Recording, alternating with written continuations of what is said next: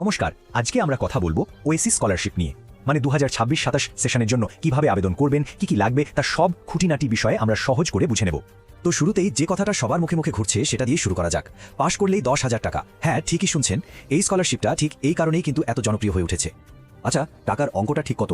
দেখুন, এই স্কলারশিপে বছরে প্রায় 5,000 থেকে 20,000 টাকা পর্যন্ত আর্থিক সাহায্য পাওয়া যেতে পারে। ছাত্রছাত্রীদের পড়াশোনার জন্য এটা কিন্তু একটা বিরাট সাপোর্ট, তাই না? তো চলুন এক নজরে দেখে নিই আজকে আমরা কি কি বিষয় নিয়ে কথা বলবো। প্রথমে জানবো এই স্কলারশিপে নতুন কি কি এসেছে, তারপর কারা আবেদন করতে পারবে, কি কি ডকুমেন্টস লাগবে, আর একদম নতুন যে আবেদন প্রক্রিয়াটা শুরু হয়েছে সেটাও দেখব। সবশেষে কিছু দরকারি লিঙ্ক আর তথ্যও থাকবে। তাহলে প্রথম পয়েন্টে আসা যাক, এই ওএসসি স্কলারশিপটা আসলে কি, আর এতে নতুনই বাকি আছে।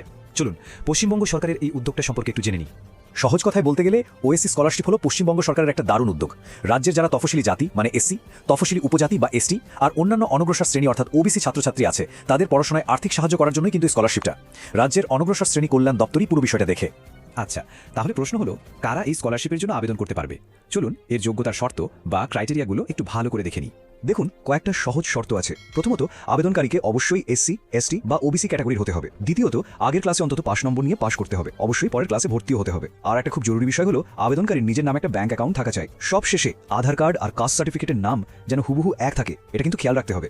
এবার আসি খুব গুরুত্বপূর্ণ একটা জায়গায়, কি কি ডকুমেন্টস লাগবে। দেখুন, আবেদন করার আগে এই কাগজপত্রগুলো গুছিয়ে রাখাটা কিন্তু ভীষণ জরুরি, না হলে পরে সমস্যা হতে পারে। তো কি কি লাগছে? প্রথমেই কাস্ট সার্টিফিকেট, এটা এখন অস্কার পোর্টালের মাধ্যমে অনলাইনে ভেরিফাই হয়ে যাবে। এরপর লাগবে ইনকাম সার্টিফিকেট।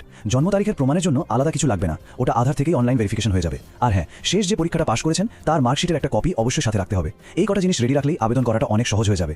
এবারে আসি সবথেকে বড় আপডেটে। 2026-27 সেশনের জন্য আবেদন প্রক্রিয়াতে কিন্তু একটা বড়সড় পরিবর্তন এসেছে। চলুন সেটা নিয়ে কথা বলা যাক। আর এই দেখুন, এইটাই হলো সেই পরিবর্তনটা। আগে ওয়েবসাইট ছিল oasis.gov.in, কিন্তু এখন সেটা বদলে হয়েছে oasis.wb.gov.in। এটা কিন্তু খুব ভালো করে মনে রাখতে হবে। এখন থেকে সব আবেদন কিন্তু এই নতুন ওয়েবসাইট মানে oasis.wb.gov.in এ গিয়েই করতে হবে। তাহলে পুরো প্রক্রিয়াটা কেমন? খুব সোজা। প্রথমে নতুন ওয়েবসাইটে অর্থাৎ oasiswb.gov.in এ গিয়ে রেজিস্ট্রেশন করে আবেদনপত্রটা ফিল আপ করতে হবে। তারপর ওই পূরণ করা ফর্মটার একটা প্রিন্ট আউট নিতে হবে, মানে হার্ড কপি।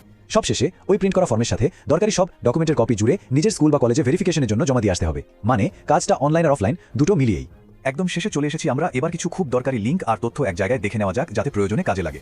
দেখুন, নতুন অফিসিয়াল ওয়েবসাইটটা হলো oasis.wbgov.in। সরাসরি রেজিস্ট্রেশনের জন্য oasis.wbgov.in/register-এও যাওয়া যেতে পারে।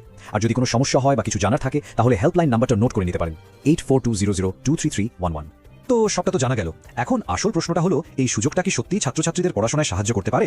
আমার তো মনে হয় অবশ্যই পারে। তাই সবচেয়ে জরুরি হলো এই আর্থিক সাহায্যটা কিভাবে নিজের পড়াশোনার কাজে লাগানো যায় সেটা ভেবে দেখা আর সময় মতো আবেদনটা করে ফেলা।